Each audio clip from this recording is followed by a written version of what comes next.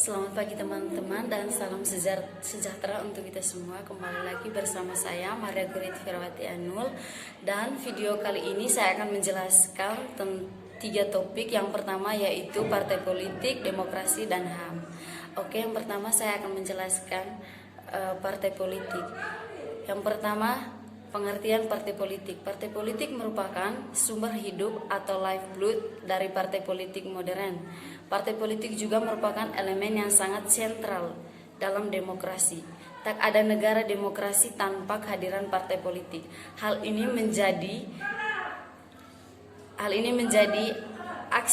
aksioma dalam ilmu politik.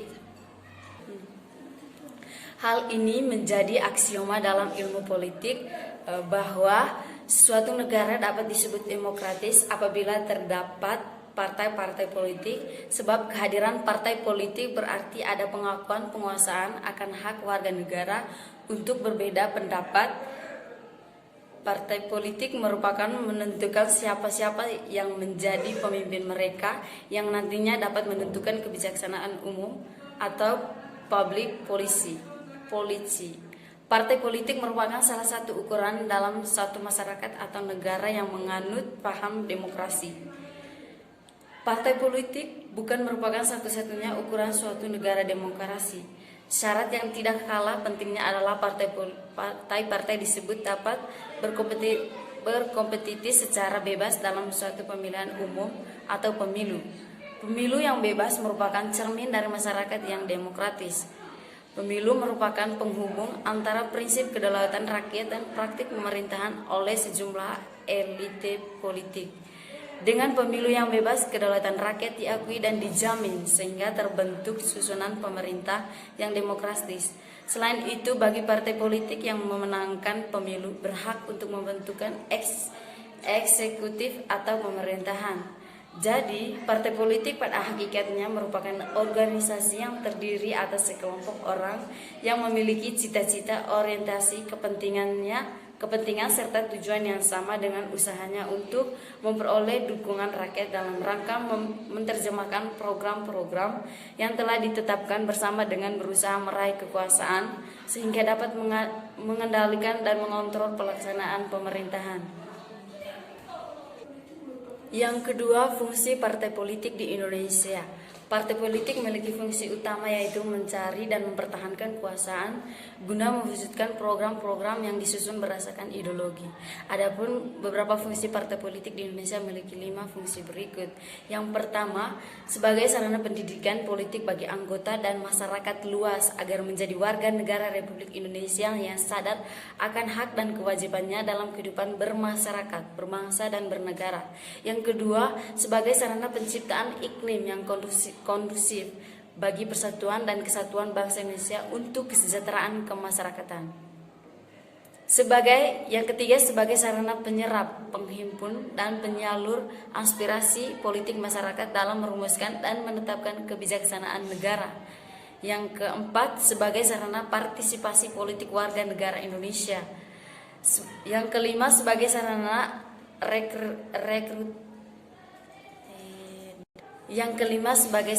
rekrutmen politik dalam proses pengisian jabatan politik melalui mekanisme demokrasi dengan memperhatikan kesejahteraan dan keadilan gender. Yang ketiga, nama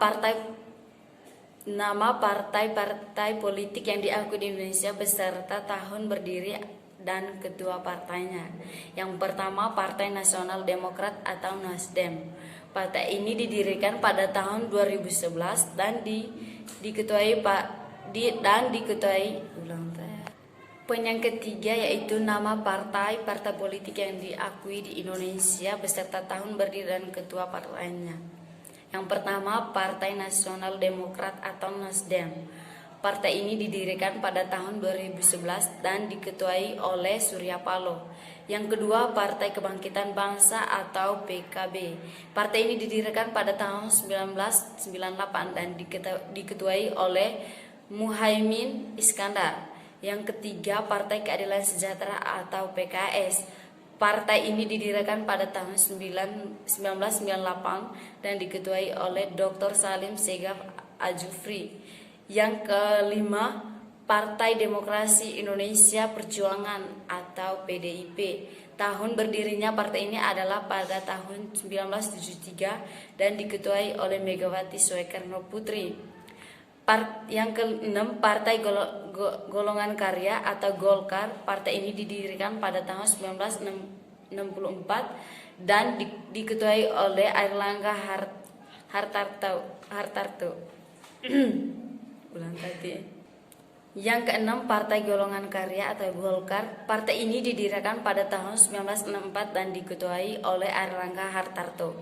Yang ketujuh, Partai Gerakan Indonesia Raya atau Gerindra. Partai ini didirikan pada tahun 2008 dan diketuai oleh Prabowo Subianto. Yang kedelapan, Partai Demokrat. Partai ini didirikan pada tahun 2001 dan diketuai oleh Agus Harimurti Yudhoyono. Oke, topik yang kedua yaitu demokrasi. Demokrasi berasal dari kata demos, artinya rakyat, dan kratos, maknanya pemerintahan. Dari dua kata itu, demokrasi diartikan sebagai pemerintahan rakyat. Abraham Lincoln, Presiden Amerika Serikat yang amat terkenal pada masanya, menyebut demokrasi sebagai suatu pemerintahan dari rakyat, oleh rakyat, dan untuk rakyat, atau from the people, by the people, and for the people. Yang kedua, hubungan demokrasi dengan kebebasan. Kebebasan dan demokrasi sering dipakai secara timbal balik, tetapi keduanya tidak sama. Demokrasi sesungguhnya adalah seperangkat gagasan dan prinsip tentang kebebasan, tetapi juga mencakup seperangkat praktik dan prosedur yang terbentuk melalui sejarah panjang dan sering berliku. Pendek kata, demokrasi adalah pelembagaan dari kebebasan. Hubungan keduanya terlihat dari prinsip demokrasi yang memiliki kebebasan, dan pada intinya demokrasi adalah sebuah wadah atau lembaga dari kebebasan. Yang ketiga, hubungan demokrasi dengan pemerataan kesempatan. Dalam sistem demokrasi, persamaan kesempatan politik bagi setiap individu dijamin oleh hukum. Demokrasi sesungguhnya adalah seperangkat gagasan dan prinsip tentang kebebasan, tetapi juga mencakup seperangkat praktik dan prosedur yang terbentuk melalui sejarah panjang dan sering berliku. Pendek kata, demokrasi adalah pelembagaan dari kebebasan. Dalam sistem demokrasi, persamaan kesempatan politik bagi setiap individu dijamin oleh hukum. Setiap individu memiliki kebebasan untuk mengejar tujuan hidupnya. Dalam sistem demokrasi, setiap orang memiliki hak untuk memilih para pemimpin mereka dalam pemilihan umum, reguler, yang bebas dan adil. Selain kesamaan politik, sistem demokrasi juga memberikan kesamaan ekonomi bagi semua orang. Pemerintahan demokratis terbentuk setelah terselenggaranya pemilihan umum sebagai kehendak seluruh rakyat. Dalam hal ini, semua orang atau warga sama-sama memiliki kesempatan yang sama dalam menentukan tujuan hidup dan juga memberikan suaranya pada pemilihan umum. Yang keempat, hubungan demokrasi dengan pemilihan umum. Pemerintahan demokratis terbentuk setelah terselenggaranya pemilihan umum sebagai kehendak seluruh rakyat.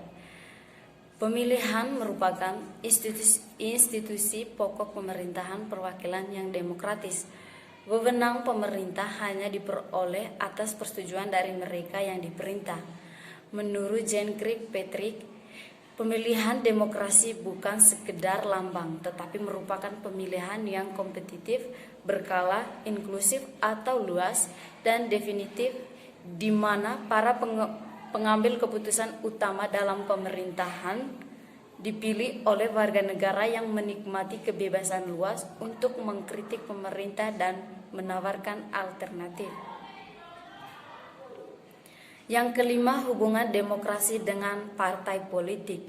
Kehadiran partai politik adalah wajib dalam pemerintahan yang demokratis. Pemilihan umum harus terbuka bagi kompetisi yang bebas. Pemilihan harus terbuka bagi banyak partai untuk berkompetisi di dalamnya. Partai-partai harus menikmati kebebasan berbicara, berkumpul, dan bergerak yang diperlakukan untuk menyuarakan kritik mereka terhadap pemerintah secara terbuka serta menyampaikan kebijaksanaan kepada pemilih. Dalam pemerintahan yang demokratis, selain terselenggaranya suatu pemilihan wakil-wakil rakyat yang di dalamnya terdapat kebebasan berbicara dan berpendapat, juga terdapat jaminan hak-hak asasi manusia, serta aturan hukum yang jelas dan tidak memihak.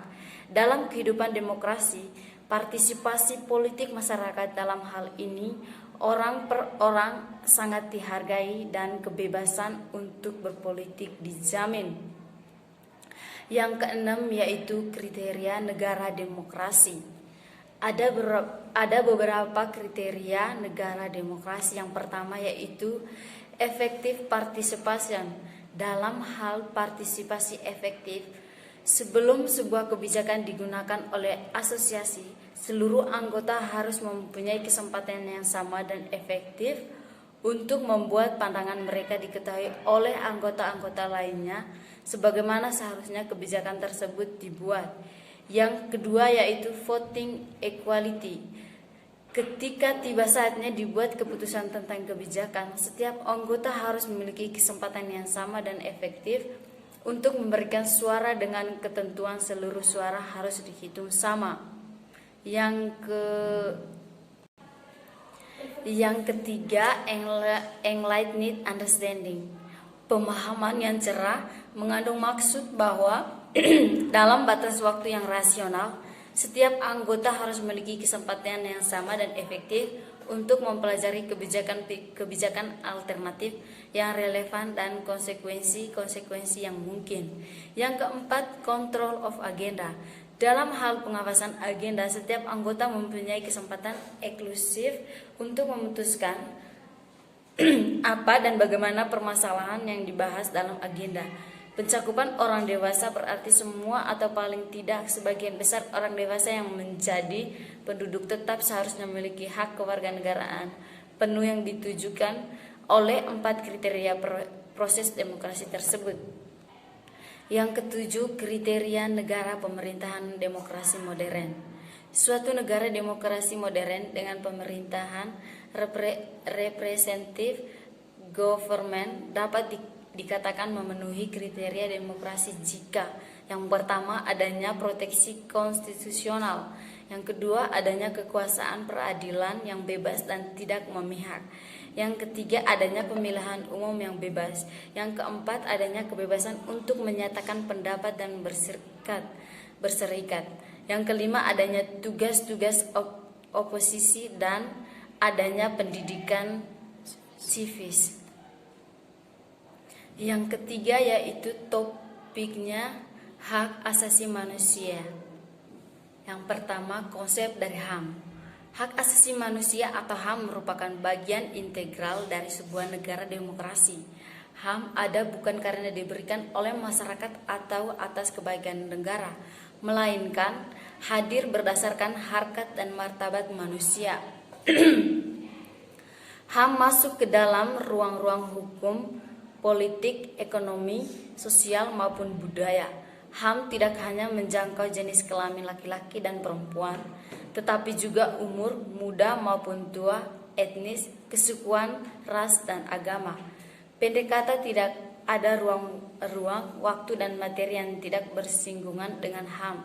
Pemikiran dan perdebatan tentang HAM berkembang dengan sangat pesat. Yang kedua yaitu 4 teori HAM. Todung Mulia Lubis mengemukakan 4 teori HAM. Yang pertama, hak-hak alami atau natural rights yang menyatakan bahwa HAM adalah hak yang dimiliki oleh seluruh manusia dalam segala waktu dan tempat berdasarkan takdirnya sebagai manusia. Yang kedua, teori positivistik atau positivist theory yang memandang bahwa hak harus tertuang dalam hukum yang real, sebab hak dipandang sebagai hak jika ada jaminan. Yang ketiga, teori relativis kultural atau cultural relativist theory yang merupakan bentuk Yang ketiga, teori relativis kultural atau cultural relativist theory yang merupakan bentuk antithesis dari teori hak-hak alami. Teori ini Teori ini berpandang bahwa menganggap hak bersifat universal merupakan pelanggaran satu dimensi kultural terhadap dimensi kultural yang lain. Kondisi ini dinamakan imperialisme kultural. Teori ini memandang bahwa manusia berada dalam interaksi sosial dan kultural serta perbedaan tradisi budaya dan peradaban berisikan cara pandangan kemanusiaan yang berbeda. Yang keempat adalah doktrin Marxis, menolak teori hak-hak alami karena negara atau kolektivitas merupakan sumber galian dari seluruh hak. Hak-hak mendapat pengakuan sebagai hak individual apabila telah memperoleh pengakuan dari negara atau kolektivitas. Yang ketiga, sejarah pertimbangan atau munculnya konsep HAM dari generasi pertama sampai keempat. HAM memiliki sejarah yang cukup panjang. Kelahiran HAM dapat diruntut dari lahirnya Piagam Magna Carta pada 1215 di Inggris. Magna Carta berisi suatu pengakuan akan adanya pembatasan kekuasaan absolut raja dan segala kekuasaannya harus dipertanggungjawabkan di hadapan hukum. Pembatasan kekuasaan raja ini didorong oleh adanya tradisi perlawanan baron atau bangsawan kepada raja. Secara lengkap, Magna Carta mengatur tentang kekuasaan raja harus dibatasi, hak asasi manusia lebih penting daripada kedaulatan raja, dan tidak seorang pun warga negara yang merdeka dapat ditahan atau dirampas kekayaannya, diperkosa, diasingkan, atau dengan cara apapun haknya diperkosa kecuali berdasarkan kepentingan umum. Perlawanan rakyat Inggris dalam memperjuangkan hak mereka membawa dampak di negara-negara jajahan Inggris, yaitu di Prancis dan di Amerika. Pada masa berlakunya Bill of Rights muncul adagium manusia sama di muka hukum, equality before the law. Bill of Rights ini telah melahirkan asas persamaan bagi warga negara. Dalam perkembangannya, asas persamaan tersebut terwujud dan diakui hukum setelah Rousseau memperkenalkan teori perjanjian masyarakat atau kontrak sosial. HAM berkembang dan makin kuat pengaruhnya pasca ditetapkan Declaration of Independence Amerika Serikat pada tahun 1776 dan Declaration des Droits de l'Homme et du Citoyen Prancis pada tahun 1789. Pengalaman revolusi Amerika Serikat, revolusi Prancis, dan revolusi Rusia memberikan dampak luar biasa bagi lahirnya pernyataan sedunia tentang hak asasi manusia atau Universal Declaration of Human Rights yang dicetuskan oleh PBB di Les Substances pada tahun 1948. Hak-hak ekonomi menurut HAM generasi kedua mencakupi kebebasan atas hak milik, hak mendapatkan pekerjaan, hak mendapatkan kesempatan yang sama dalam bekerja, hak terhadap produksi, hak menyangkut konsumsi, hak atas pangan, hak memperoleh pelayanan kesehatan, dan hak memperoleh pendidikan. Perkembangan pemikiran HAM mengalami akselerasi ke arah integrasi hak-hak ekonomi, sosial, budaya, politik, dan hukum dalam satu tempat yang disebut dengan hak-hak pembangunan atau the rights of development. Generasi ketiga ini meliputi hak-hak kolektif, yaitu hak rakyat untuk menentukan kehidupan politik dan ekonomi, hak individu dan komunitas untuk berkembang, hak untuk lingkungan yang layak, hak mempertahankan kebudayaan asli, hak menikmati secara bersama warisan alam, hak keamanan dan hidup damai, hak berkomunikasi dan mendapatkan informasi. Pada puncaknya, pemikiran HAM mengalami penyempurnaan dengan munculnya generasi HAM keempat yang mengkritik peranan negara yang dominan dalam pembangunan ekonomi yang menyebabkan dampak negatif terhadap kesejahteraan rakyat. Generasi HAM keempat ini dipelopori oleh negara-negara kawasan Asia pada tahun 1983 dengan melahirkan deklarasi HAM yang dikenal dengan nama Declaration of the Basic Duties of Asia People and Government. Perkembangan HAM di Indonesia. Perkembangan HAM di Indonesia berlangsung lama sejak PPKI mempersiapkan kemerdekaan Indonesia. Pada saat itu terjadi perdebatan sengit antara kubu Soekarno dan kubu Hatta mengenai perlu tindakan HAM dicantumkan dalam Undang-Undang 1945. Menurut Soekarno dan Supomo, HAM berasal dari ideologi liberalisme dan individualisme sehingga tidak perlu dicantumkan dalam pasal-pasal Undang-Undang 1945. Sedangkan Hatta dan Yamin memandang perlu mencantumkan HAM dalam Undang-Undang 1945, terutama yang berkaitan dengan kemerdekaan berserikat, berkumpul dan mengeluarkan pikiran baik lisan maupun tulisan, dan menjamin agar negara tidak terjerumus ke dalam konsep negara kesatuan. Kompromi ini mengakibatkan bahwa hingga akhir jabatan Soeharto, HAM belum diatur dalam Undang-Undang 1945. Baru pada masa reformasi awal, HAM diatur secara lengkap dalam TAP MPR nomor 17 1998.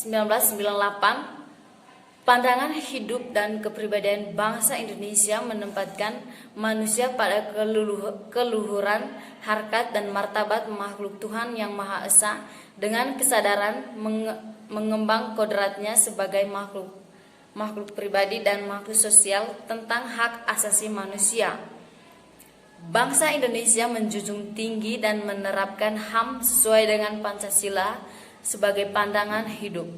Dalam TAP MPR tersebut, HAM diartikan sebagai hak dasar yang melekat pada diri manusia yang sifatnya kodrati dan universal sebagai karunia Tuhan Yang Maha Esa dan berfungsi untuk menjamin kelangsungan hidup, kemerdekaan, perkembangan manusia dan masyarakat yang tidak boleh diabaikan, dirampas atau digugat oleh siapapun. Sesuai falsafah Pancasila, selain diatur tentang hak juga ditentukan tentang kewajiban.